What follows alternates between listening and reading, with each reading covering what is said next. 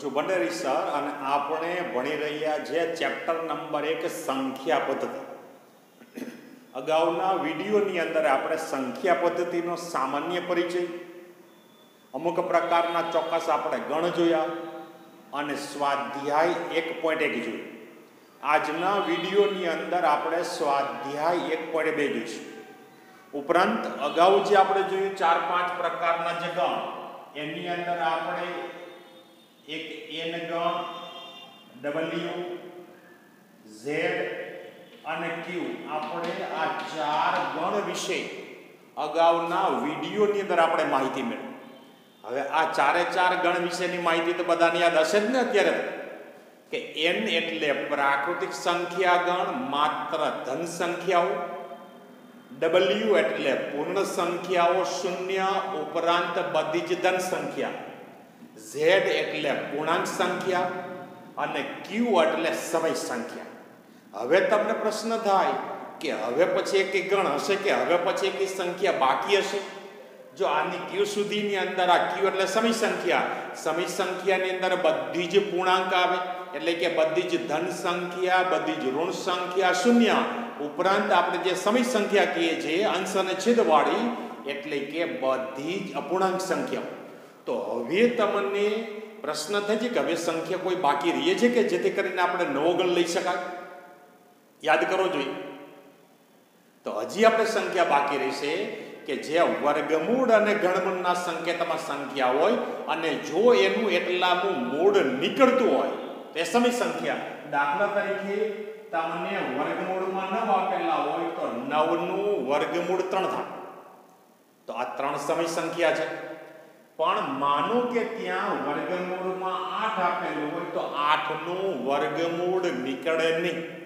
તો જે સંખ્યા આપેલી હોય એનું વર્ગમૂળ કે ઘનમૂળ ન નીકળતું હોય તો એને આપણે સમય સંખ્યા કહી શકાય નહીં અને એને આપણે કહેવાની અસમય સંખ્યા. ઉપરાંત જે સંખ્યાઓ હોય સમય સંખ્યા છે, એટલે કે અંશ અને છેદવાળી સંખ્યા છે, એને આપણે દશાંશ સ્વરૂપમાં લખીએ. તમે અગાઉના ધોરણની અંદર ભાગાકાર દશાંશ વાળા ભણી ગયા. અમુક ભાગાકાર છે, અમુક સંખ્યા પછી એ ભાગાકાર હવે આગળ કરી શકાય નહીં, કારણ કે શેષ શૂન્ય થઈ જાય. જ્યારે અમુક ભાગાકાર જે આગળ ને આગળ ચાલ્યા કરે એનો અંત જ ના આવે, પણ તમે કદાચ જોયું હોય તો એમાં ભાગાકાર કરવામાં હોય તો અમુક સંખ્યા છે પાછી એની એ જ પુનરાવર્તિત થતી હોય. તો આપણે અમુક સંખ્યાનો ભાગાકાર, જે અપૂર્ણાંક સંખ્યાનો ભાગાકાર દશાંશ સ્વરૂપમાં કોઈ શાંત હોય, એટલે કે અમુક સંખ્યા પછી એનો શેષ શૂન્ય થઈ જાય અને અમુક અનંત હોય. અનંતની અંદર એ આવૃત અને અનાવૃત. અનંત એટલે ભાગાકાર આગળ ને આગળ ચાલ્યા જ કરે તો એનું દશાંશ સ્વરૂપ અનંત જેમ કહી શકાય. આ જ ચેપ્ટરમાં આપણે આગળ આવશે. જ્યારે અનંત હોય અને એની અંદર અમુક ને અમુક સંખ્યા, કે દાખલા તરીકે 2 વડે ભાગી ચાલે ને પછી 3 વડે ચાલે ને પછી 7 વડે ચાલે, ફરીથી 2 વડે, 3 વડે ને 7 વડે, આની આ સંખ્યાનું પુનરાવર્તન થતું હોય તો આવો ભાગાકાર, જે આવું દશાંશ સ્વરૂપ છે, એને શાંત અને આવૃત કહેવાય. હવે જો એની અંદર દશાંશ સ્વરૂપ અનંત અને આવૃત કહેવાય. દશાંશ સ્વરૂપ અનંત અને આવૃત, શાંત નહીં, અનંત. પણ માનો કે ભાગાકાર આગળ ને આગળ ચાલ્યા જ કરે અને એમાં કોઈ ચોક્કસ ક્રમની અંદર સંખ્યાનું પુનરાવર્તન થતું ન હોય તો એને અનાવૃત કહેવાય. એટલે જે સંખ્યાનું દશાંશ સ્વરૂપ અનંત હોય અને અનાવૃત હોય તો એવી સંખ્યાને પણ અસમય સંખ્યા કહેવાય. એટલે અસમય સંખ્યા વધારાની આપણે q સુધી સમય સંખ્યા થઈ, તો અસમય સંખ્યાને સમાવવા માટે હજી એક વધારાનો ગણ લેવાનો, વાસ્તવિક સંખ્યા ગણ. આ એટલે કે આને આપણે કહેવાનું વાસ્તવિક સંખ્યા. વાસ્તવિક સંખ્યા ગણ એટલે આ તો અગાઉ જોયું આ બધી જ ધન સંખ્યાઓ n ગણ આખો w માં સમાયેલો છે, એટલે કે પ્રાકૃતિક સંખ્યા પૂર્ણ સંખ્યામાં સમાયેલી છે, પૂર્ણ સંખ્યા બધી પૂર્ણાંક સંખ્યામાં સમાયેલી છે, પૂર્ણાંક સંખ્યા બધી સમય સંખ્યામાં સમાયેલી છે, અને બધી જ સમય સંખ્યા છે એ વાસ્તવિક સંખ્યા ગણ r માં સમાયેલું છે. તો વાસ્તવિક સંખ્યાની અંદર સમય સંખ્યા તો આવશે, વધારાની કઈ સંખ્યા આવશે? કઈ સંખ્યા આવશે વધારાની? અસમય સંખ્યા. એટલે આની અંદર કાલે આપણે જોઈ પ્રમાણે દરેક પ્રાકૃતિક સંખ્યા છે એ પ્રાકૃતિક સંખ્યાને પૂર્ણ સંખ્યા કહી શકાય, દરેક પૂર્ણ સંખ્યાને પૂર્ણાંક સંખ્યા કહી શકાય, દરેક પૂર્ણ સંખ્યાને સમય સંખ્યા કહી શકાય, દરેક સમય સંખ્યાને વાસ્તવિક સંખ્યા કહી શકાય. એટલે ઉપરથી નીચેનો ગણ એ કહી શકાય, પણ નીચેથી ઉપરનો ગણ કહી શકાય નહીં. આપણે કાલે જોયેલું કે વાસ્તવિક ગણને સમય સંખ્યા કહી શકાય તો એ કહી શકાય હોય અથવા ન પણ હોય. ક્યારેક પાલન થાય, ક્યારેક પાલન ન થાય. તો આ સામાન્ય માહિતી. હવે આપણે જોઈએ સ્વાધ્યાય 1.2.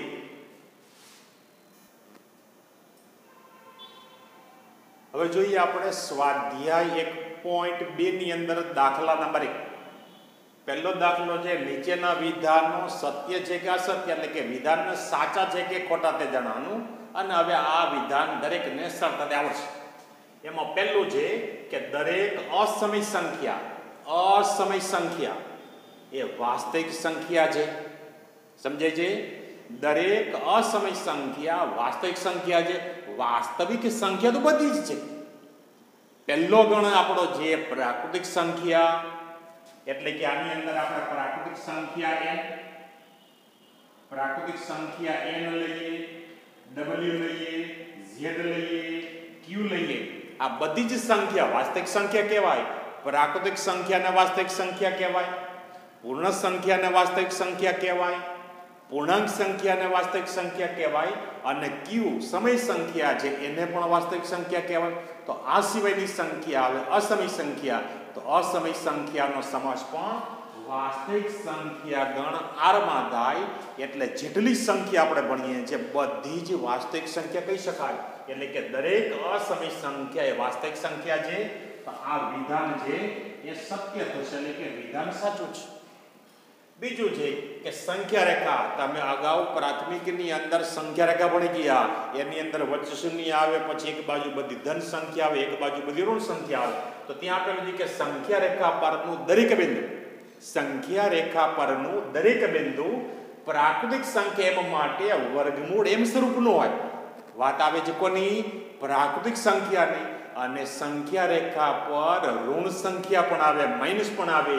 એટલે આ વિધાન છે એ અસત્ય છે. આ વિધાન અસત્ય છે, કારણ કે સંખ્યા રેખા પર ઋણ સંખ્યા આવે ને આમાં વાત છે પ્રાકૃતિક સંખ્યા.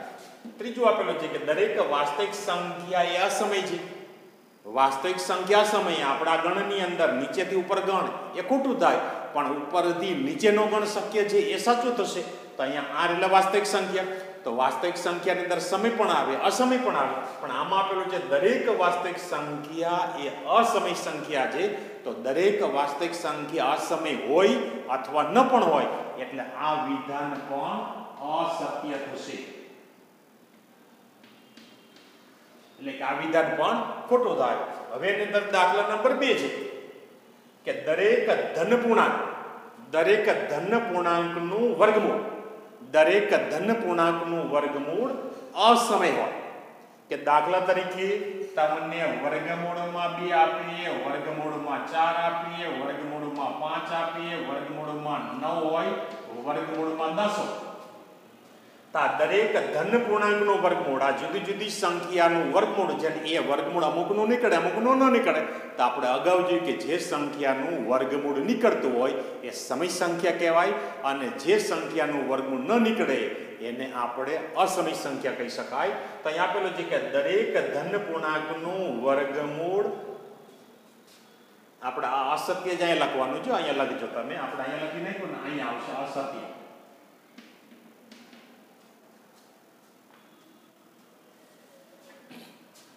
દાખલા નંબર 2 છે કે શું દરેક ધન પૂર્ણાંકનું વર્ગમૂળ અસમય છે? દરેક ધન પૂર્ણાંકનું વર્ગમૂળ અસમય છે. આનું વર્ગમૂળ લેવામાં આવે તો આનું વર્ગમૂળ નીકળે છે 2. તો આનું વર્ગમૂળની જે સંખ્યા મળી એ સમય સંખ્યા કહેવાય. અને અહીંયા આપણે પૂછેલું છે કે દરેક પૂર્ણાંકનું વર્ગમૂળ અસમય. આનું વર્ગમૂળ ન નીકળે આ સાચું થાય, આનું વર્ગમૂળ ન નીકળે આ સાચું થાય, આનું વર્ગમૂળ ન નીકળે આ પણ સાચું થાય, આનું વર્ગમૂળ નીકળે આ 3 થાય. તો અહીંયા પાછું ખોટું થાય. અને આમાં દરેક માટે પાલન થતું હોય તો આપણે સાચું કહી શકાય. એટલે કે દરેક ધન પૂર્ણાંકનું વર્ગમૂળ અસમય હોય, આ વિધાન છે એ ખોટું થશે. આપણે હા કે ના, તો ત્યાં થશે ના. તો ના માટેનું કારણ કે ના, દરેક ધન પૂર્ણાંકનું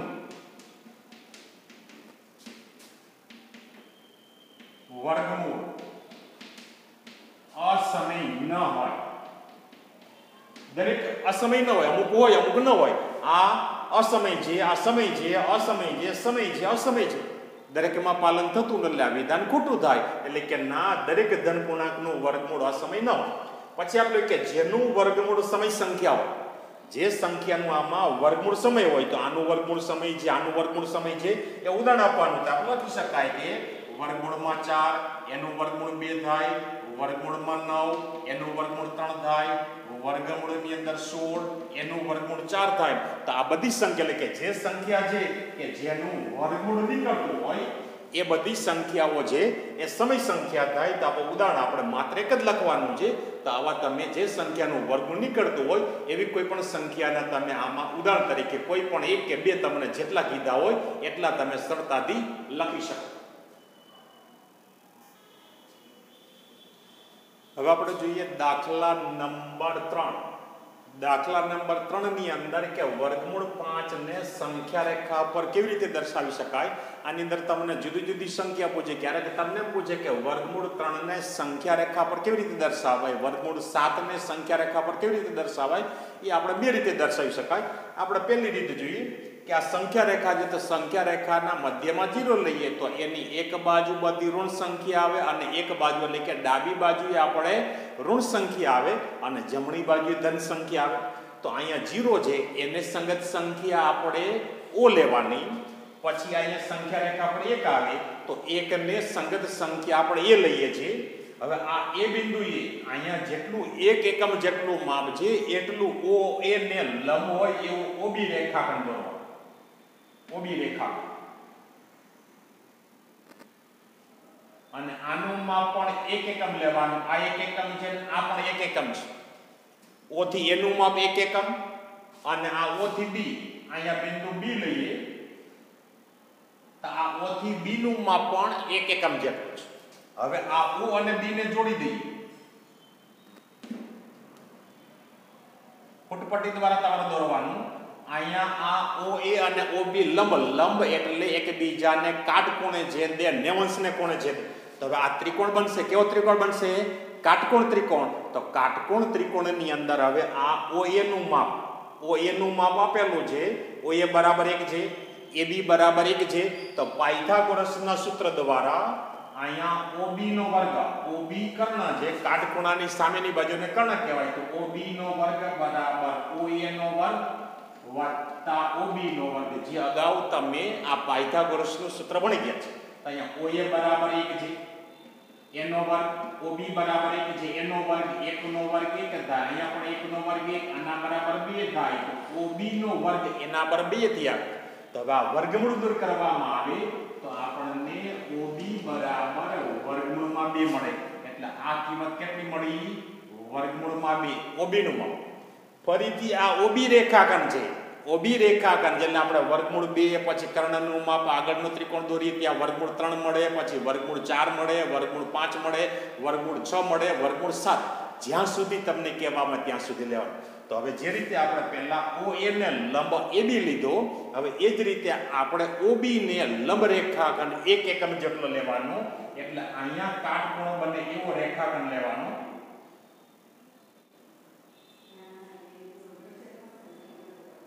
તમારે આ બધું માપ છે એ માત્ર ફૂટપટ્ટી દ્વારા, હાથથી નહીં.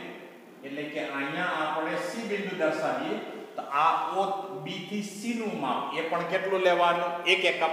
એટલે આ લંબ છે એટલે અહીંયા B કાટકોણ બને. તો B અને O ને જોડી દેવામાં આવે. તો B અને O ને, C અને O ને જોડી દેવાય. C બિંદુ છે તો C અને O ને જોડી દેવામાં આવે તો એક કર્ણ થશે. એટલે આ પણ ત્રિકોણ OBC એ પણ કાટકોણ ત્રિકોણ થાય. તો ફરીથી આની અંદર આ OC નું માપ પાયથાગોરસના સૂત્ર દ્વારા આપણે મેળવીએ. એટલે અહીંયા તમને મળશે વર્ગમૂળમાં 3. ફરીથી આગળ ને આગળ કે આ OC રેખાખંડ જે એને લંબ હોય એવું OD રેખાખંડ 1 સેન્ટીમીટર લંબાઈ, એટલે આને લંબ હોય એવો 1 સેન્ટીમીટર લંબાઈનો રેખાખંડ તમારે દોરવાનો. એટલે અહીંયા D બિંદુ દર્શાવો. આનું માપ 1 એકમ જેટલું છે, આ પણ 1 એકમ. તો હવે આ ડી અને ઓ ને જોડી દેવામાં, ડી અને ઓ ને જોડી દઈએ તો આ ઓડી રેખાખંડ જે કર્ણ થશે અહીંયા આ કાટકોણ ત્રિકોણ કાટકોણો થાય. તો આનું માપ પણ પાયથાગોરસના સૂત્ર દ્વારા અહીંયા ઓસી બરાબર વર્ગમૂળમાં 3 છે, ઓડી બરાબર 1 છે.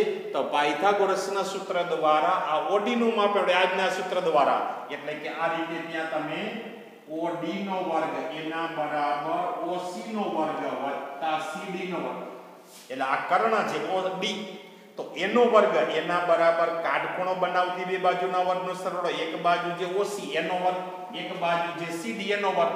તો ઓસી બરાબર વર્ગમૂળમાં 3 છે તો એનો વર્ગ લઈએ, આ સીડી બરાબર 1 છે એનો વર્ગ લઈએ. તો અહીંયા વર્ગમૂળ 3 છે એનો વર્ગ 3 થાય અને અહીંયા 1 નો વર્ગ 1 થાય તો 4 થાય. ઓડી બરાબર 4 એટલે કે ઓડી બરાબર કેટલા થશે વર્ગમૂળમાં 4 એટલે આની કિંમત મળશે વર્ગમૂળમાં 4. આગળ ને આગળ આપણે ક્યાં સુધી જવાનું છે વર્ગમૂળ 5 સુધી. જો તમને વર્ગમૂળ 3 કીધું હોય તો અહીંયા સુધી આવશે, પછી આગળ નહીં આવે. હવે આની અંદર અહીંયા આ ઓડી રેખાખંડ જે એને લંબ હોય એવો રેખાખંડ 1 સેન્ટીમીટરનો OE અહીંયા E નામ આપતા. ફરીથી E અને એટલે કે અહીંયા કાટખૂણો થશે અને આને લંબાવી દઈએ એટલે આ કર્ણ થશે OE. તો આ કર્ણ થાય તો અહીંયા આનું માપ પહેલા આનું માપ પડ્યું વર્ગમૂળમાં 2 ક્રમિક તમે લખી શકો. આનું માપ વર્ગમૂળ 2 પહેલો કર્ણ પહેલા ત્રિકોણનો, બીજા ત્રિકોણનો કર્ણ વર્ગમૂળ 3, પછી વર્ગમૂળ 4 અને આની કિંમત મળશે વર્ગમૂળમાં 5. હવે આ વર્ગમૂળ 5 કોની કિંમત O થી E રેખાખંડ.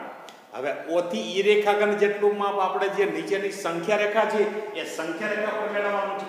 તો આપણે પરિકરની મદદથી, આ પરિકર તમારી પાસે હોય તો એક બાજુ પેન્સિલ તમારે રાખેલી છે, પેન્સિલની અણી અને પરિકરની અણી એમની વચ્ચેનું જે અંતર છે એ અંતર આપણે વર્તુળ દોરી ત્યારે ત્રિજ્યા કહેવાય. તો આપણે અત્યારે અહીંયા આ વર્ગમૂળ 5 જેટલું માપ એટલે અહીંયા O બિંદુ અને E બિંદુ.